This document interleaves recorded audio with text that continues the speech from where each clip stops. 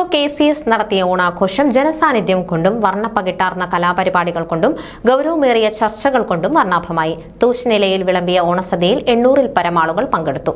ചെണ്ടമേളങ്ങളും വാദ്യഘോഷങ്ങളും മുത്തുകുടകളും പുലികളികളുമൊക്കെയായി നടത്തിയ ഘോഷയാത്രയിൽ KCS KCC നേതാക്കൾക്കൊപ്പം വിശിഷ്ടാതിഥികളും പങ്കെടുത്തു. ജിനോയ് കവലക്കലിന്റെ നേതൃത്വത്തിലുള്ള ചെണ്ടക്കാരും പുലിവേഷമണിഞ്ഞ കുട്ടികളും താലപ്പൊലി ഏന്തിയ സ്ത്രീകളും ഘോഷയാത്രയ്ക്ക് കൊഴുപ്പേകി. സജി പോത്രക്കയിൽ, പീറ്റർ കുളങ്ങര, റോയ് നെടുംച്ചിറ എന്നിവർ നേതൃത്വം നൽകിയ ഘോഷയാത്രയ്ക്ക് ശേഷം ശ്രീമതി ഷിനു തോട്ടത്തിന്റെ കൊറിയോഗ്രാഫിയിൽ നടത്തിയ തിരുവാതിര കാണികളുടെ പ്രശംസ പിടിച്ചുപറ്റി. പിന്നീട് നടന്ന സമ്മേളനത്തിൽ KCS secretary Shri Sibu Kulangara MC ആയിരുന്നു.